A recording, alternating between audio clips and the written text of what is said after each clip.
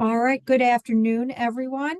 We're really excited to have our presenter, Melissa Coyle, and she's going to be presenting today on second here, on FBAs and BIPs, understanding the role and importance of the FBA and BIP in your child's IEP, and a guide to effective behavior change. Melissa Coyle is a licensed clinical social worker, and she is the owner of With Kids in Minds, um, excuse me, With Kids in Mind. She brings over 10 years of experience in both residential and public schools, and now specializing in special education advocacy, consulting, clinical therapy. Her goal is to empower families to confidently advocate for and support their child. I'm going to go ahead and turn it over to you, Melissa. We still got more people coming in. All set? All right, let's get me off of this.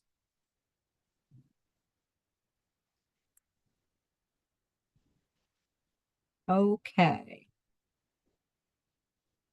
Okay, ready to go? I'm ready. Thank you. Okay, so thank you. My name's Melissa Coyle. I'm a licensed clinical social worker. I spent a long time in schools. I spent a long time in residential schools, so at 853 Special Acts School. And I've worked really closely with kids with all sorts of needs, all sorts of ages. And one of the biggest thing I found as the licensed clinical social worker working with the kids in the school is FBA and BIPs and how really vitally important they are to having behavior change, but also a part of like telling the child's complete story. So we are going to get into this and then go from there. All right, so my objectives for you guys today is to be able to distinguish between an FBA and BIP. So the FBA is the functional behavioral analysis, and the BIP is the behavior intervention plan. Also, to understand each of theirs individual goals and how it contributes to addressing student behaviors. I'm not sure if we have parents, teachers, social workers, psychologists, all sorts of people on this meeting. So knowing the ins and outs of FBA and BIPs are really important for all sides of the table because the overarching goal when working with kids is for kids to do well, kids to have fun, and kids to feel confident and proud of themselves. So we'll also be on, I also want you guys to be able to understand when it's appropriate for school teams and families to begin the process. And also, what is progress monitoring for behavior interventions? How do we progress monitor? How do we know if what we are doing is working? And when is progress monitoring, like the frequency of this, appropriate? Because I've seen FBA and BIPs that are done in 2 or 3 days, and that is not quite what we're looking for when we're looking for a good, solid plan. Okay, so let's just get right to it. So what is a functional behavior assessment or an FBA? So it is a systematic approach and process in determining the cause of disruptive behavior. This is a report or an assessment of behavior. So just like any assessment the child may have, whether it be an occupational therapy, speech and language, psychoeducational, it is done systematically. There is a process. It cannot just be done based on 2 referrals, based on if the child's having a difficult time inside the classroom, your observation shouldn't be of the cafeteria or recess. The observation should be where the child is having a difficult time. So it really is a systematic approach and process. So when things are a process, they take a long time. They don't happen overnight. And that's something that's really important. It also needs to be, there also, when thinking about this, there's an owner of the document then because it's an assessment. Somebody on your school team owns this document. So no, that is really important because as you go through completing the FBA for the child, you want to know who you're going to go to ask questions. So knowing it's an assessment tells you that there's an owner of the document and who's in charge. The second part of this is talking about what is behavior. In the simplest terms, behavior is something you do. So when I used to work with little kids and we would distinguish between thoughts and feelings and behaviors, they would get two flashcards, right? So it'd be like happy and jumping, and they'd have to tell me what is a behavior. So behaviors are really concrete. There is measurable, and it is something that everybody can see. And you have to really, when you start talking about, does this kid need an FBA? Is what we're looking for? Is the behavior that you're targeting measurable? Can anybody who picks up this piece of paper know what you're looking for, what you're looking to observe? Making sure that when we define behavior, it is a team definition. So it's really like the start of your FBA, like what is going on, right? So the behavior might the impact of the behavior might be that you're disrupting all the students in the classroom, but that's not your behavior. Your behavior isn't disrupting others. The behavior needs to be more specific than that. So the behavior needs to be hitting, yelling out loud, cursing. Can it be running around the classroom?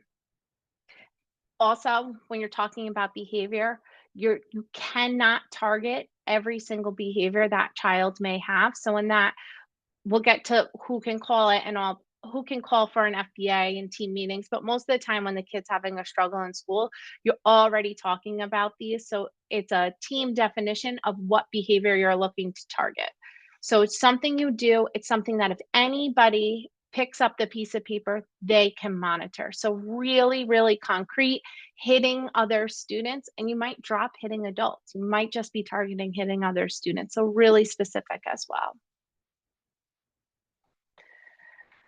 So when should a team request an FBA? So we know that an FBA is an assessment of behavior. You're trying to find out the function of behavior. Why is this kid engaging in this behavior that is disruptive to others? So when should you call it? These are taken right from the New York State regs. So the student exhibits persistent behaviors that impede the learning of others. So persistent behavior is something that happens regularly or routinely. It's not something that happens once in a while. If it's something that happens once in a while, you might use the school-based consequence system or school-based behavior plans, but it's not, but this has to be something regular, routinely. You have to already put in your tier one interventions or even tier two interventions. You want to know that those have been followed with fidelity. So all the schools need social emotional tier one, tier two interventions. 99% of classrooms, I would say, have marble charts, or they fill the jar, or they have clip systems. They have all different sorts of systems. Each teacher does what works for them. That system has to have been followed with fidelity, meaning that you followed through consistently, and you followed through to the programming it's designed for. And that's not working. The behaviors are still persistent. Some examples, like we've talked about earlier, it might be running around the classroom, leaving the classroom, talking throughout school lessons, rip up schoolwork. It could also be that hitting, it could be biting, it could be kicking others underneath the table. Really, those are the kind of bigger behaviors that people really are targeting when you look at an FBA. A second criteria that the student might have, if the student's behavior places others at risk of harm or injury. So if it's not persistent, is it dangerous? Some students I've worked with have been throwing desks or throwing supplies at other children with the intention to hurt them, right? We want to differentiate that. Some kids throw supplies and sometimes it hits another kid by accident. Some kids are purposely throwing supplies at other kids or adults because they're mad at them. So really differentiating these things and really getting down to the basics when you define the behavior, because it makes a difference. And it also makes a difference for the parents that you're working with. I've sat at tables with parents where people have told them, like, your kid's throwing supplies and they're trying to hurt them. And when you talk to, I'm going to use Owen throughout the presentation. Owen's my son. So that is where I'm getting the name from. So when you talk to Owen, Owen's like, I didn't try to hurt my best friend. I just threw it because I was mad. And when you observe him, he's not trying to hurt his best friend. He's apologetic. And as a parent, we really need to be mindful that when you tell them that that their little Owen is hurting other students? Is he really? Or did that student just happen, that happened to happen? They're two different things. And we have to remember that parents who are sitting at the table having these behavior plans and discussions are thinking the worst about their kids, right? They're like, are they ever going to get better? Or this is terrible. Like, how can I fix this? How did I mess up?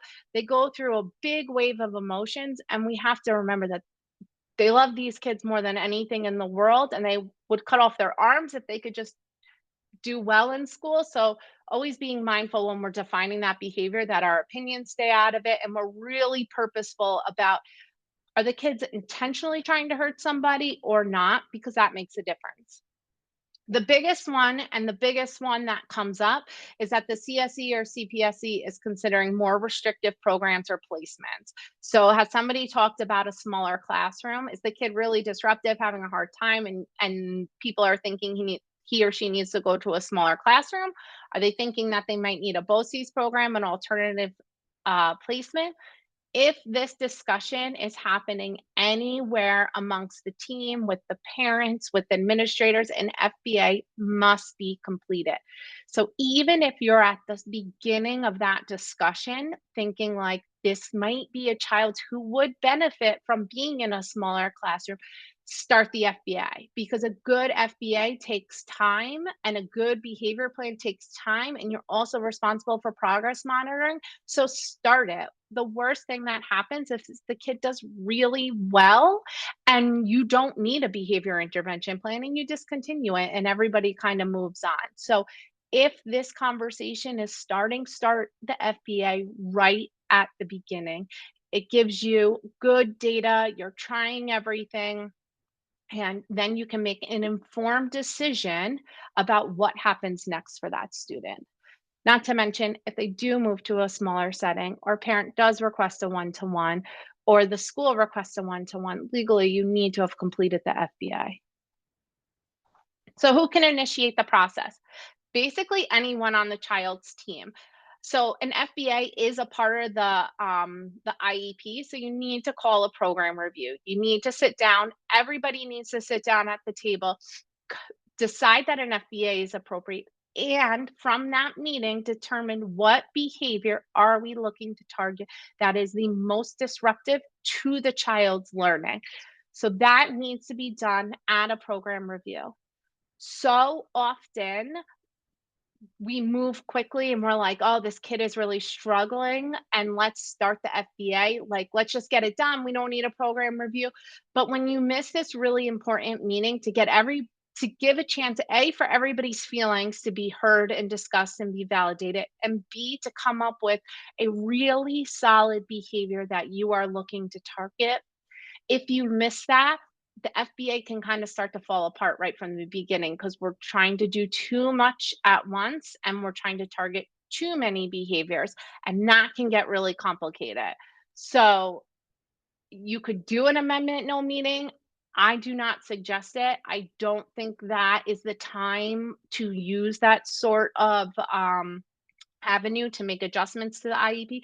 I really firmly believe that you need to have a FBA completed at a program review with all the players on your team. And we'll get into one of the biggest reasons why I feel that way, not just for defining the behavior.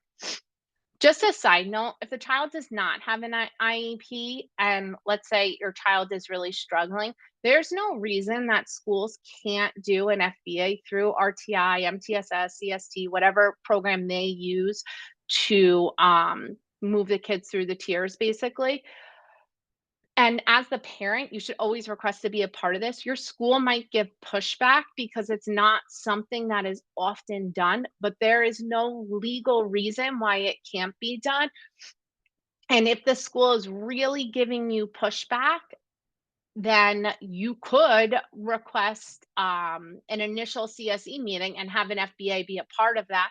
And I think once you start to get into that, schools will be faster to do it through RTI. It's just a side note, like, if it's done through RTI, it's not a legal document, so it doesn't hold as much weight as if it's done through an IEP, but there's no reason it can't be done. So, yes, so anybody can start the process. Definitely be done at a review or an initial IEP meeting. All right. So what's included in an FBA? One Everything one should be. second, Oh, Melissa, we have a yep. couple of questions. Um, how can the school create an FBA if the child has not been in a classroom for 2 years? For example, the child was forced into homeschooling or home instruction. Where do they pull the data regarding the child's behavior? So is the child back in school or they want to do an FBA because they're in home instruction? Sounds like because they were forced into homeschooling or home So instruction. so they're on home instruction. Yeah.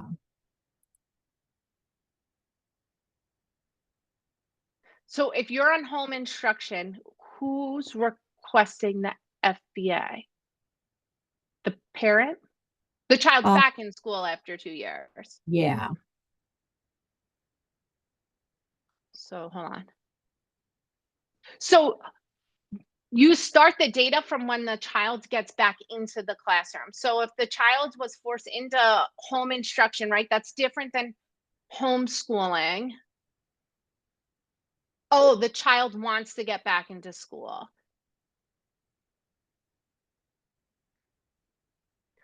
So I think this question's a little more complicated because if the child and the family want to get back into school, it depends on how the school if the school district has a program that can meet the child's needs, right? I- I'm not sure if the child is if the last meeting was we are sending referrals to alternate placements, everybody's in agreement, but there is no alternate placements, then that gets a little more difficult. But that is like a very unique situation because the child's behavior is is at home. Referrals being sent to other placement there. Yeah, that's a unique situation. That one is more they just put on another presentation about these kids that are waiting placements, that like what is happening for them, because what's happening is that the school's already said that we don't have a placement in the district that can meet the needs. So an FBA wouldn't necessarily change that, then they can go back into the placement. Sure, sure. Also, is it normal for a school to move a child into an ACEs 611 class without completing an FBA? So if they moved, it would depend. So I'm not really familiar. I'm guessing ACEs is autism. We have more of the peace programs up here. Mm. But if the child is diagnosed with autism, it's a It's a behavioral class. behavior. No, so it would not be normal. The child should not be moved without an FBA being completed. Because if you're moving from a less restrictive setting to a more restrictive setting due to behavior, then an FBA has to be completed. Great. Thank you. You can continue on. Okay. Okay, so everything should be included in your FBA. The psychoeducational is or neuropsych, depending on what the child has completed, is super important to include in the FBA. That gives the child, that talks about the learning profile of the child, right? So when we're talking about putting in behavior interventions, such as a checklist, or some kids you put a little checklist on their desk, or not checklist, like a green and red box, and you check green or you check red continuously. That child, if they have poor visual spatial, or let's say they're colorblind, or they could have all sorts of different things going on, and if you don't have that looked at, then you might be pulling for inappropriate behavior interventions that aren't going to be effective. Sometimes we do, sometimes kids have smiley charts and they earn at the end of the period, or they might earn at lunch at the end of the day, or they might earn at the end of the at lunch and the end of the day, or one might just be at the end of the day. So, knowing how the child's working memory is or processing speeds is really important too. If the child you're working with has a really low working memory score, or even just low average, telling you what happened in the morning for them and their behavior and the impact on others, at the end of the day, they cognitively might not be able to do that. That might not be a want, like we call that a skill deficit, right? It's not that they don't want to do it or they're defiant. It's that it's a skill deficit and it's actually just too hard of a task to do for that.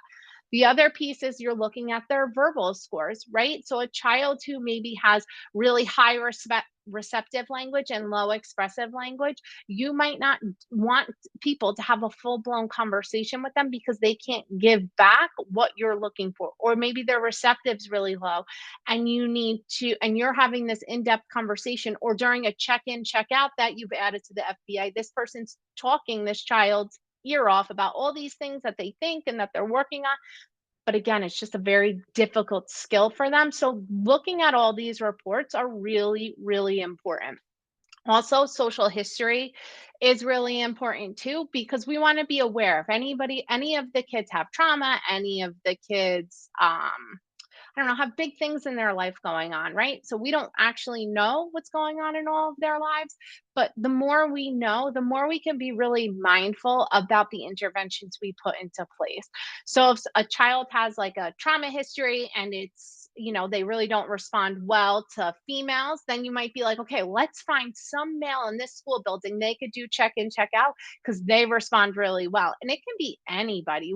I've used the custodians are amazing. I've used the school secretaries. I've used cafeteria monitors. I've used a lot of different people to do this check in, check out because they get to have a relationship with the kids that isn't about learning. It isn't about their behavior. They just get to build those relationships. So knowing social history, knowing those things are really important. We're going to talk about indirect and direct observations. You need both of those in a good FBA. So if the behavior you're targeting is a child yells, I hate math during math, every time, it feels like all the time during math class, right? You might want to do some direct observations as the owner of the FBA or as the school psychologist, school social worker, whoever's owning it, where you're time sampling. Like, how many times does little Owen really say, I hate math in a 40-minute block? Because you might find out it's only one or two times. And that is a huge difference than hearing it happens all the time. For the teacher, of course, it feels like it happens all the time because it happens every single day and it throws everybody else off task, but for Owen, it only happened one time every day. So it's really not that much time for him. And we're going to talk a little bit more about the data collected through the day. I'm going to show you a spreadsheet that I really like that gets really good data, but is also a big mindset shift for how we collect data. I've worked really closely with some teachers and they've been like, whoa, this isn't how we do it. And then as we've collected the data and I've been able to pull the graphs and pull the charts for them, they were like, whoa, I've gotten so much useful data out of this that I didn't understand in the beginning. Um, and any outside providers that the kid is working with is really important to bring in. If the family's open to having them involved, have them involved. The more people that work together on a one goal for the child and the family, the better it is for everybody. All right. So these again are taken right from the New York State ed regulations. The FBA, when you're collecting a baseline of what's going on for the student, you need to collect the frequency, how often, duration, how long, intensity. This one's often left off.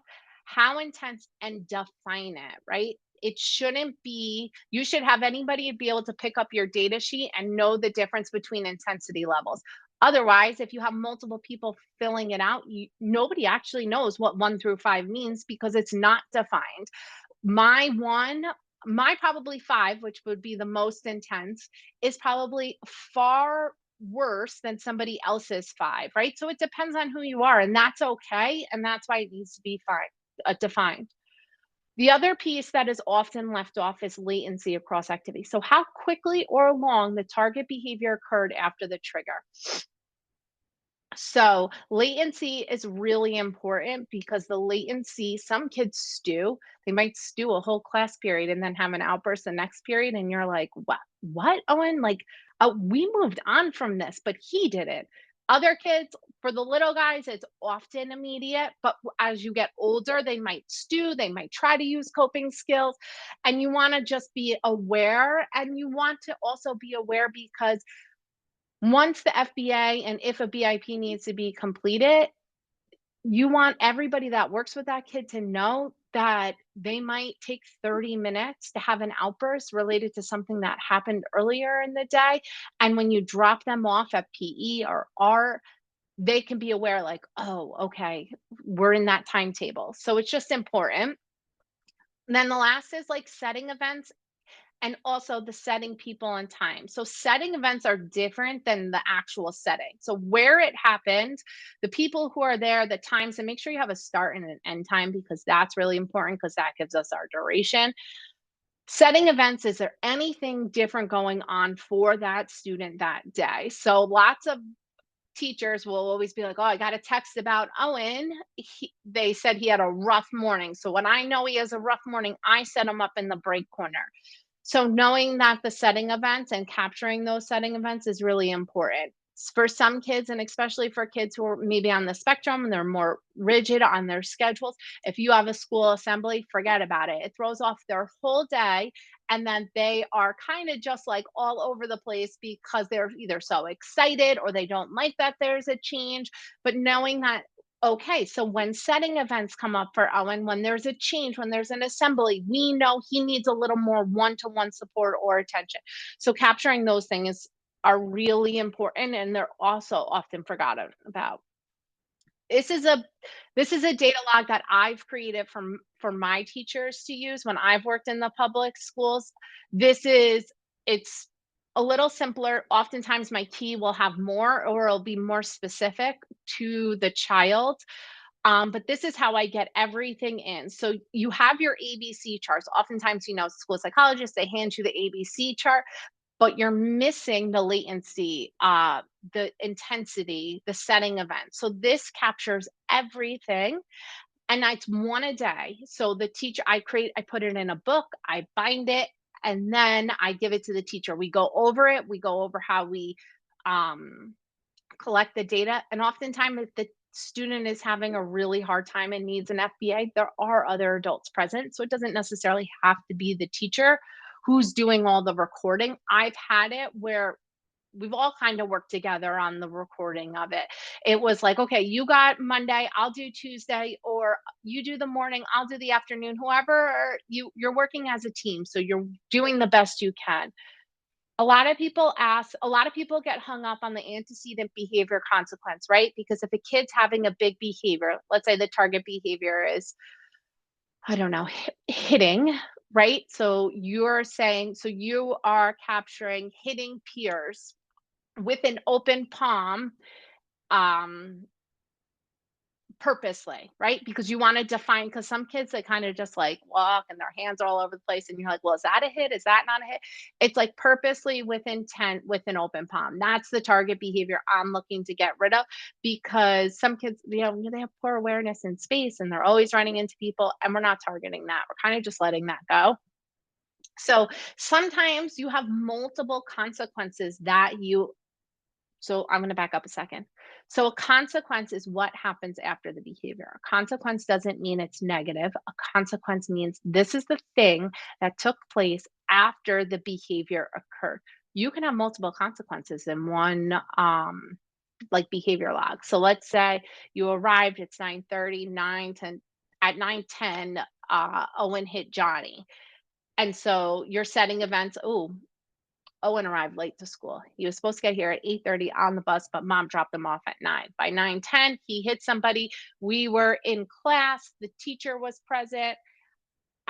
He had independent work to do at his desk. The target behavior is going to be one target behavior, right? We already defined what we were trying to do, and it's already defined up on the top. What did I do? I offered him choices, but I also redirected him to the break corner. So I did two things. And then and it was immediate, right? As soon as he was told to do independent work, he immediately hit Johnny next to him. And then when I redirected him, offer him choices, the behavior ended up stopping. Um, and then the last thing is the intensity. So logging how intense it was. It was minimal support from the teacher. So it was one, it wasn't that intense. He hit him, I redirected him, and I told him to take a break and it stopped. So knowing that is really important. So what I like about this chart is because this chart I think lots of schools use Google, but you also can get it on Microsoft. You could place it right into a form and then it will populate charts for you. So now when you're talking about the FBA and all your data you've collected, you can say it was so what time did the behavior occur? 66.7% of the time, the behavior occurred from 10 to 10:30. What is going on between 10 to 10:30? Oh, he has snack at 10:45. Maybe he's hungry. Let's talk to him and finding that out. But all of a sudden you're talking in terms of numbers and not just like my feeling. I feel like it happens in the morning is not as helpful as 66% of the time it happens between 10 and 10:30. Also, the antecedent, prompt to do written work. Oh my gosh, most of the time it's when we prompt to do written work. That's when he starts to hit. And that's when, so what are we going to do differently to try to avoid some of this? And then he was often redirected. So those are just examples of what the charts can populate out to if you do use a Google form. So this can easily be placed into a Google form. As the owner of the FBA, you can put it in. I've done it where I've put it into the Google form for the teachers, or the teacher will do it once she got the knack of it, she just used the Google form. Um, so the last thing is talking about reinforcement. So I'm going to go back to that. Here we go. So the reinforcement surveys. Reinforcement surveys are really vitally important to completing a very solid FBA. What happens a lot of the time is what happens a lot of the time is that people are like, well, he said he likes gum and now he doesn't like it anymore. We did this whole prize box, but he doesn't care about anything. It's because we haven't really explored in a more systematic way, and that's a part of the FBA, what is reinforcing. So I really like and I encourage anybody who is struggling with a child's behavior, no matter if they have FBAs or not. We used to do this actually with the whole entire self-contained class because the more information we have about the kids, the better teachers and the better social workers, related service providers that we can be. So it's a forced choice reinforcement survey. So it breaks it down into a scoring key. So you have adult approval, competitive approval, meaning getting something over another peer in the class, peer approval, independent rewards, that's like your trinkets, and consumable rewards. So that's like your food. So this survey is breaking down what sort of reinforcement do they benefit from the most. So finding out that information is really important because sometimes the difference between being able to manage your emotions and not manage your emotions is the way the teacher is delivering the verbal positive praise. So all you have to do is swap how you deliver the verbal positive praise, and then we see the child feel really good about himself. We worked with a kid, um, me and the special ed teacher, and we found out that competitive approval, we couldn't figure it out. We were like, what is going on for this child? So we did one of these reinforcement surveys. We found out that competitive approval is super important to the child. And that what we found out is that instead of, we were always thinking it's us, we have a great relationship, he wants to hear from us. But it wasn't. So we would give him the verbal praise first, and then he would just melt down and like fall off his chair. But what we found out is we gave them the verbal reinforcement at the end after we gave all the other kids, and we brought it down a notch and we made it really calm and quiet.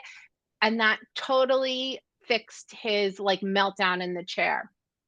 So sometimes it's just that simple. Oftentimes it's not, but it's a systematic way of really figuring out what a child is reinforced by. And it's not just asking them their opinion, because if it was as simple as asking them their opinion, probably wouldn't have to have moved to an FBA. And I always say that if it was simple, we would have already figured it out. So let's kind of look at this systematically and let's see if we can look for themes and patterns, because that is the point of the FBA. We had a couple of questions. Yep. What happens when the FBA deems that no antecedent recorded for majority of the report? So I think that's really difficult because I think that that means that that whoever is recording that they are not seeing any antecedent might need to take a step back and like reset with the team and be like, I'm not noticing an antecedent. Can somebody come in and do an observation? What I am noticing is the behavior happens during this time, but I'm not really picking up on the antecedent. So can somebody else come take a look?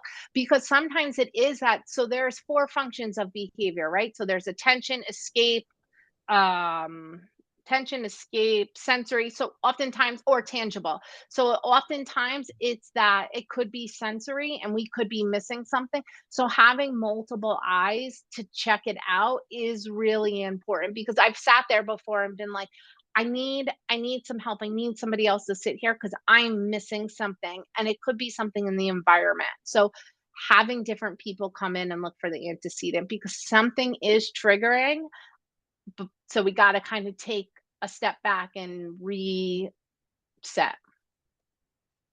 One other question, the Google form you've set up automatically, does that convert into a chart or a graph? Yeah, so so what I did was I did all this manually. So I took my I'm gonna let me go back.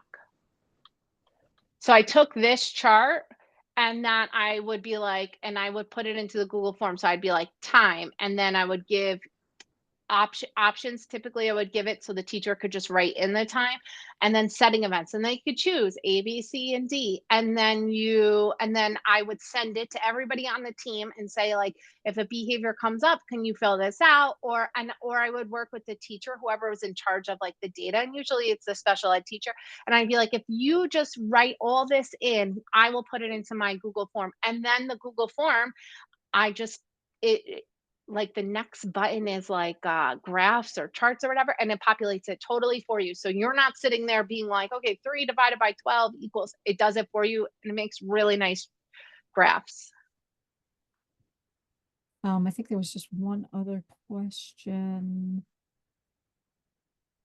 The antecedents or the reasons for these behaviors consist of attention, escape, sensory, tangible. Are there others that you? No, so so when you're looking for the function and behavior, and we'll get to this too in the BIP section, Okay. it's the attention. So that means like attention from people. So people, peers, anybody. Escape. So like avoiding something. It doesn't matter what, just like avoiding whatever it is, right? That's what we have to find out. Tangible means access to something. So like, are you trying to gain access to markers, toys? I don't know. So I had worked with a kid, like I had Barbies in my office and she wanted access to the Barbies. So like we had to work on this. And then the other one is sensory. And that's the other piece. Like some kids are super duper sensitive to um sensory sensitivities, and it's really important that sometimes kids are dysregulated because their sensory systems are out of whack. And there's more than just seeing, hearing, the smell. You have your proprioceptive, vestibular, your interoceptive. So there's a lot of sensory sensitivities that kids have, and sometimes it could just be the lighting. Like, so we know if Johnny comes in because he came in late, he's mad, he's sensory, that triggers him. We need the lights off. So it's planning and it's being mindful of those things. Thank you. Okay. So this early, so they have ones for older kids. Usually our BIPs, FBAs are really for the younger kids because they're a little more it's just a little different.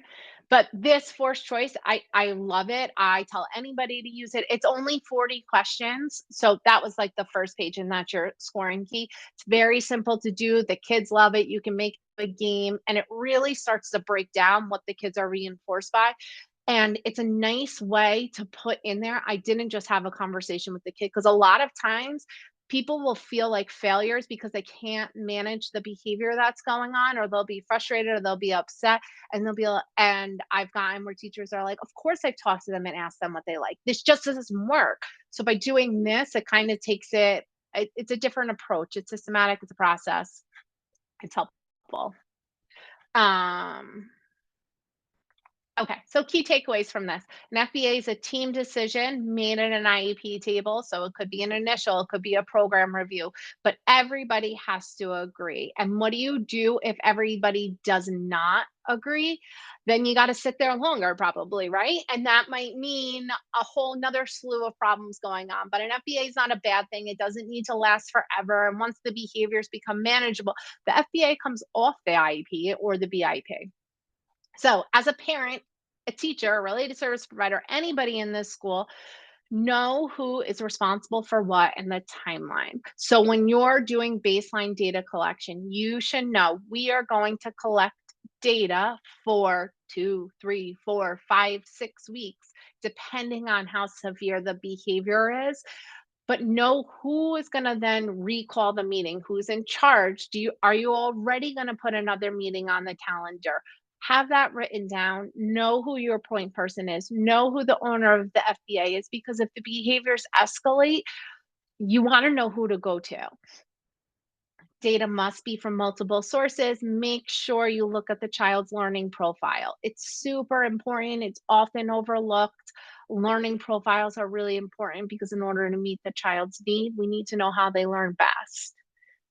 The goal is always to understand the causes and the triggers, helps us understand why behavior occurs and how to develop effective strategies. So once this FBA is complete, the team reviews it, understands, comes up with ideas. Then you decide as a team, does the child need a behavior intervention plan as a result of all this data collected? Or are there just a few things that we can swap in and out that seem to work and we don't need a behavior intervention plan? Most of the time, you will.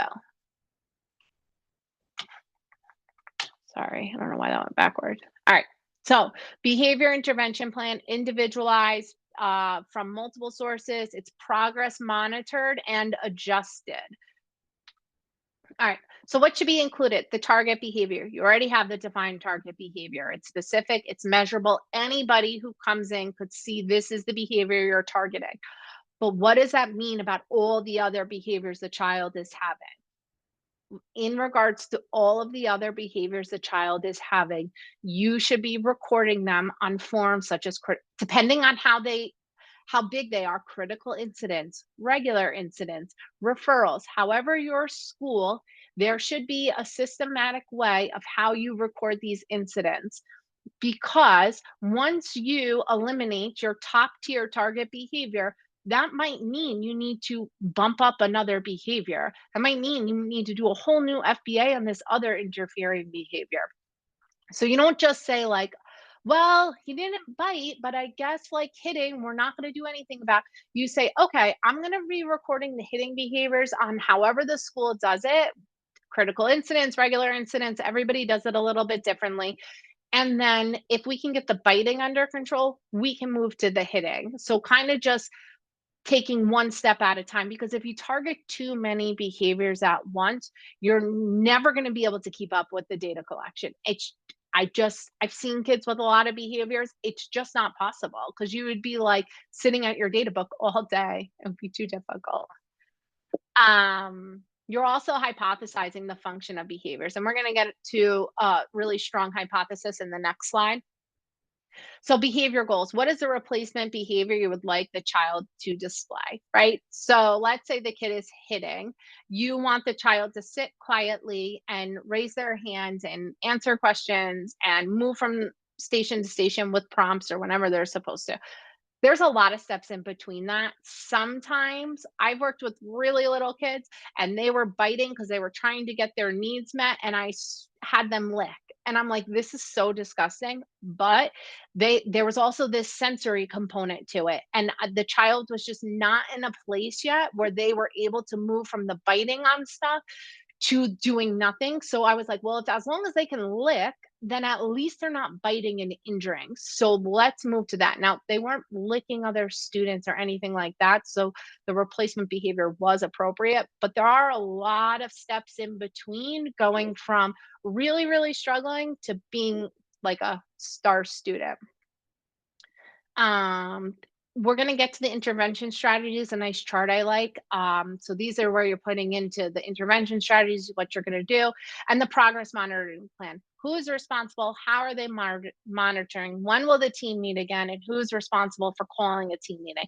You want to have this all written down and all asked, because if you don't, you're going to all end up looking at each other like the behavior's out of control. What does the plan say? Who owns the plan? And when behaviors are really big and they're really impacting your classroom or the school, everybody's really stressed. It's really hard. It's really frustrating and it's exhausting. And you kind of can feel very helpless. So, having a really solid plan will help you feel in control of what's happening on your day to day. All right. So, hypothesis. This is really important, and it's really important to have a strongly worded hypothesis, not just, I think it's sensory or it is access to attention. So, I like this one. You can use, and you just substitute out names. You substitute out. So I would have, when I have my templates for FBA and BIP and for BIP, it would have the hypothesis templated. So if Owen wants attention, right? And that could be escape, avoid, whatever, if he wants to escape his classwork. So if Owen wants attention, then he will yell, I hate math out loud during the lesson. The next thing you want to talk about is, when is this more likely to occur? So this is more likely to occur when he does not understand the concept being taught, or as he is doing independent work in math that involve word problems. So now you're like, okay, so now I'm starting to think. Now we're starting to break down this all the time he is disrupting to, okay, now he's yelling. He yells at this time. All right, we're about to teach a new lesson. I'm going to get to Owen beforehand, or I'm going to have my TA go to him beforehand and be like, hey, bud, this is going to be a new lesson.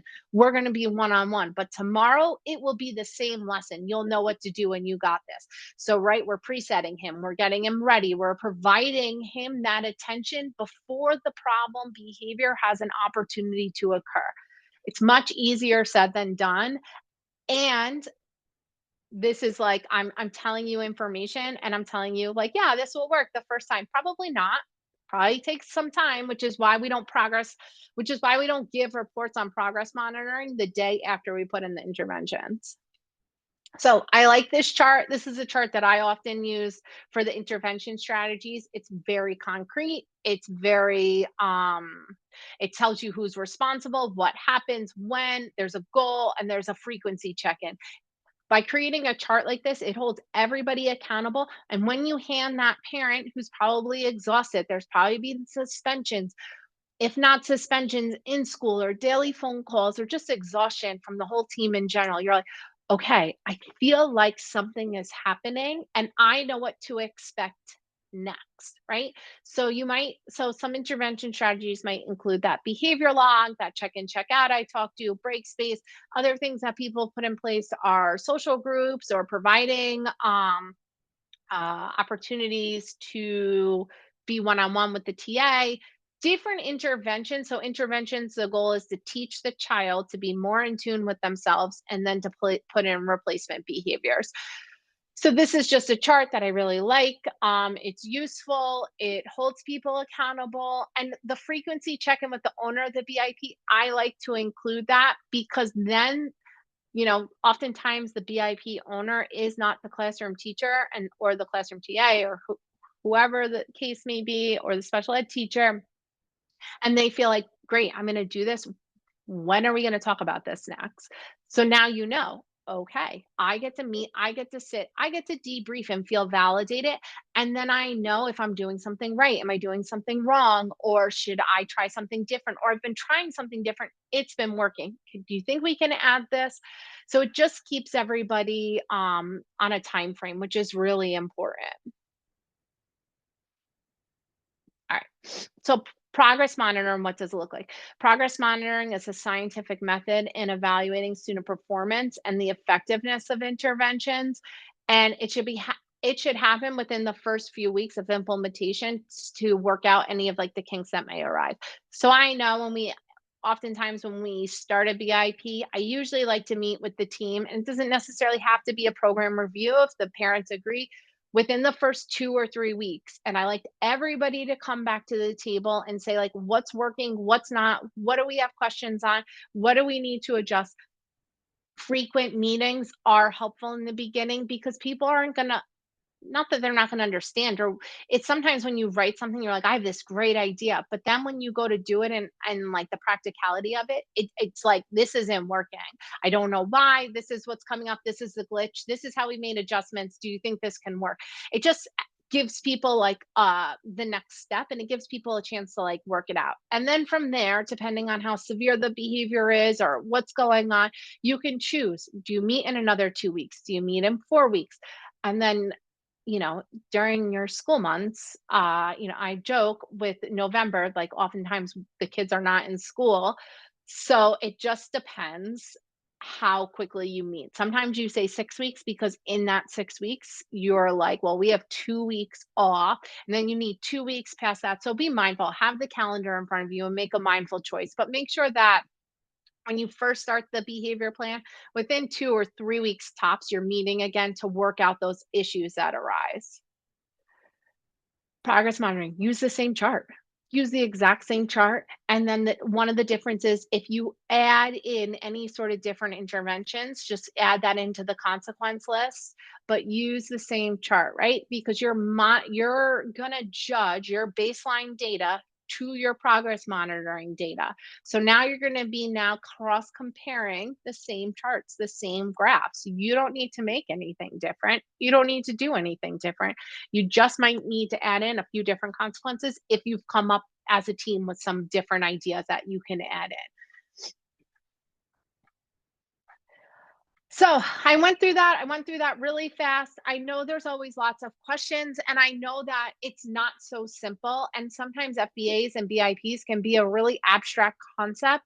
Like it's very difficult to wrap your head around it when there's kids that are just falling apart and you're not really sure what to do next. But it's really taking that step back and figuring out the target behavior and being really clear that like this is what the FBA is targeting. And then if you're a teacher or if you're a provider in the school, asking for assistance from the administrators is, how would you like me to handle the other behaviors as they come up so we can get to them, but an FBI and BIP cannot target every single behavior at the same time. It's just not practical. So I think there might be more questions. Oh yeah, there's a ton of questions. Do Okay, you want me to start at the top? Okay. sure. If an FBA should have occurred but never was initiated, is there a statute of limitations or a complaint that should be submitted?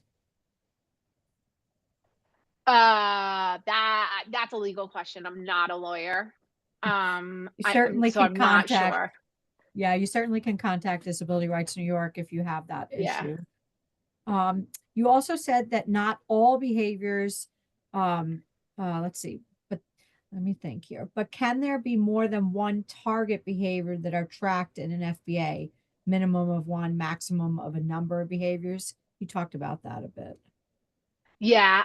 I mean, you can track as many as you think, but you also can't expect a kid who's used to doing all these things to be able to stop all of them at once. It's too much information to process. Yeah. I have a question. Um, okay, go ahead, Paolo. Oh, I'm sorry, I'm coming more. Melissa, great presentation, by the way. Thank you. Definitely clear. I just have a comment more than a question because typically we think about behaviors in, negative behaviors, but we also have to be aware of the kids that actually have behaviors that are not disruptive, that those kids with ADD, for example, that, they're not they fall asleep on the chair, or they're, disconnected from the classroom. Those kids also are entitled to a FBA BIP. So I don't know if it's families here, but also, not only the kids that are disruptive are the ones who are entitled to FBA BIP. Also, the kids who are disconnected from the teacher, from the classroom, are entitled to a FBA BIP. Yeah, it's a very good Yeah. point. So yep. So yeah, anybody can call it. Just used to. It's typically the disruptive kiddos that get the FBAs. We have a couple more things here. Let's see. There was a tool that you had list. Will the tool be available to be shared? Is that the reinforcement survey? Yes. Yeah, I can make that available to share. Okay, great. What Let me if the write that school down. says a BIP can't be developed because the behaviors are due to internal issues? Maybe actions due to the child on the spectrum. I would question the school about that because even if the things are internal, right? So let's say a kid who's on the spectrum really flaps when he gets excited. You still want to teach that child maybe something else to do with their hands, or like how they can handle their excitement. Can they use their words? It depends on who the child is, but there's no reason that kids can't learn.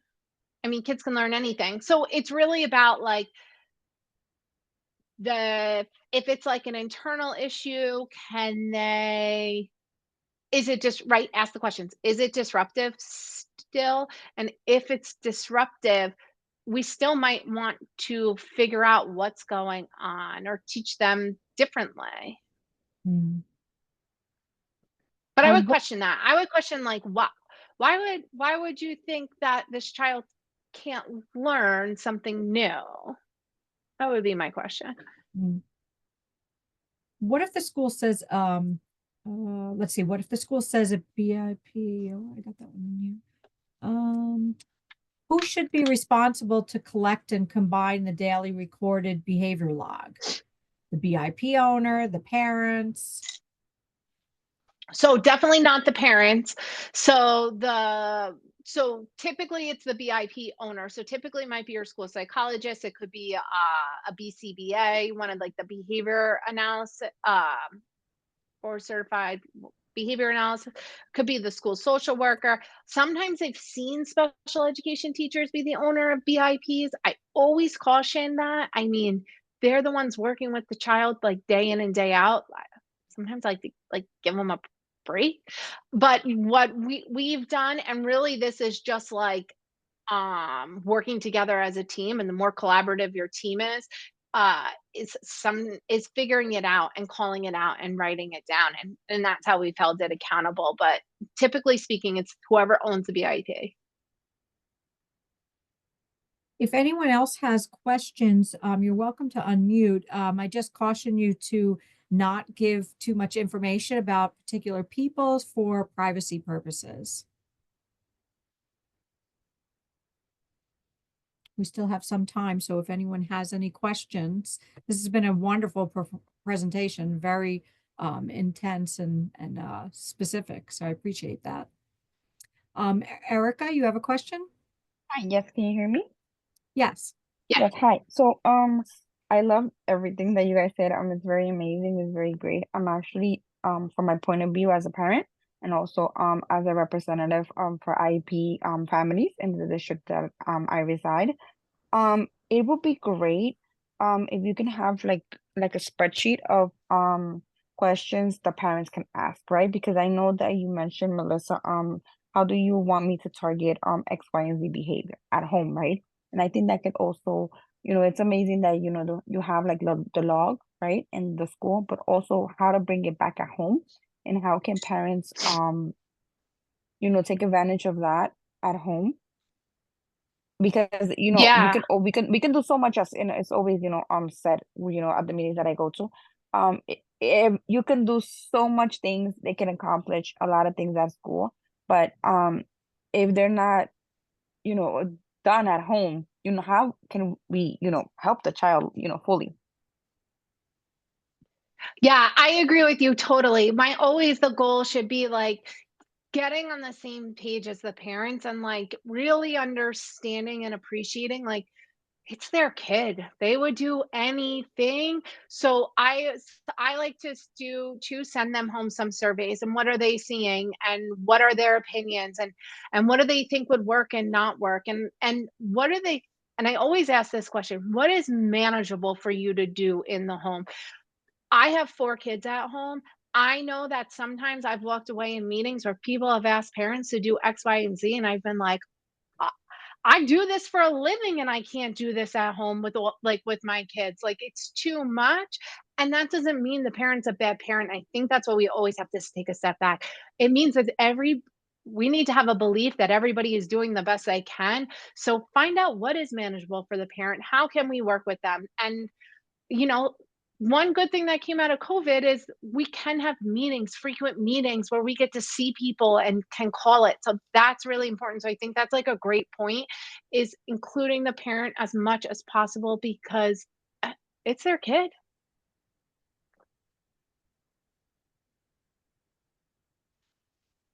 Do we have another question? Sure, Sylvia? Hi, I'm a parent and I have a child with autism, which is this year he was changed to a different school, and previously he had an FBA and a Mhm. BIP done, and I've been waiting since September to have some things change in that behavioral plan. And I did not receive the behavior plan yet due to the fact I'm thinking as a parent, they cannot find reinforcements for his behaviors because behaviors are been changing. Um, every week is something new, something different with him, and they cannot adjust the target behavior. And I was wondering, in this case, when a child leaves from one setting and goes to different setting, which is quiet, they think the school thought the setting will be more beneficial for him. How long we should wait for a new behavioral plan?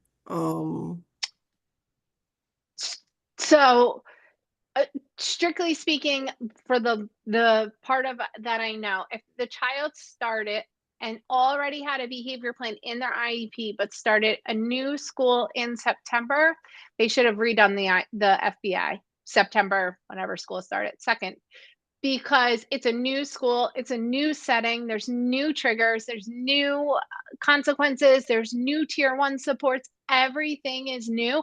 It should have started September 1st, and then I would have suggested by October 15th is usually my cutoff line for the team to sit down and have a meeting about the adjustment. What are the behaviors? Do we need to change the target behaviors? But a new setting warrants especially a whole new school warrants a whole new start from the process. So if you haven't gotten anything, I would call a program review and say and sometimes that seems like I feel like this is such a big response, but sometimes it's the only way to get all the people to sit at the table that need to sit at the table. It was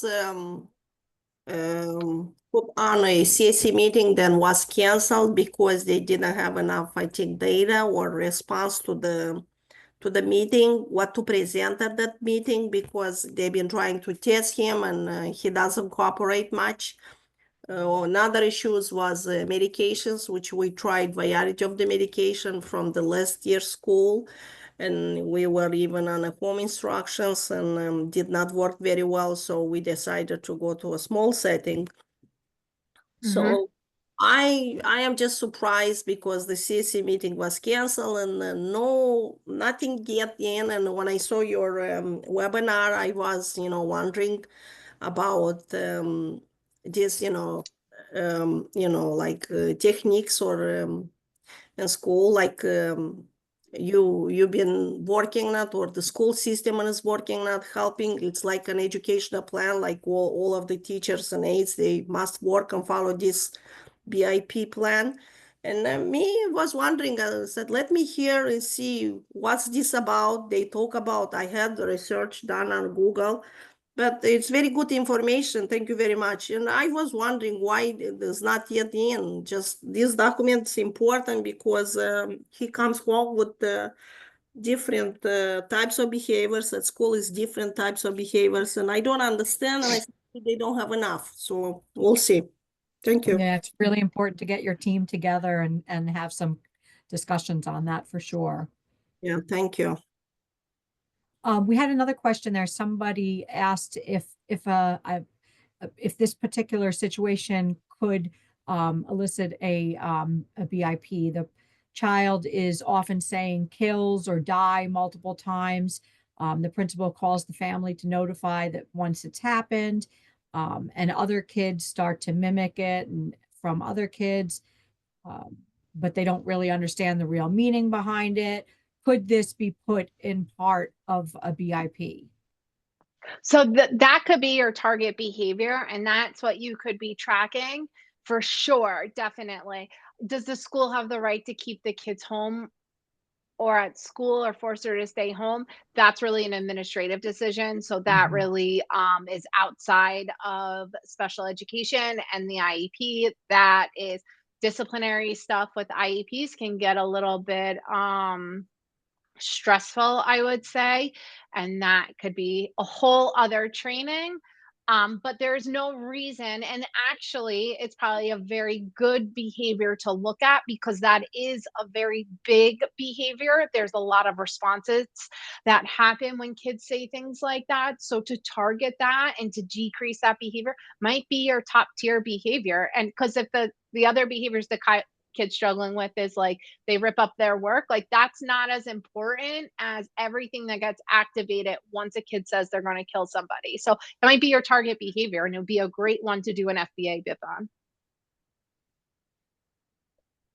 We had a comment that someone said behaviors are not always shown at home or at school, and we need to keep that in mind. You may see it in one spot, one setting, and not the other. I just want to point something else. If the child is being diagnosed or he has diagnosed of ACD, and a lot of children needs to do a psychiatric evaluation, and some children use these words from movies, cartoons, or even YouTube, which is they watch and they don't have much in their vocabulary, and they use these words as as an expression, and it makes a big target for the school and around them children and adults what they talking about.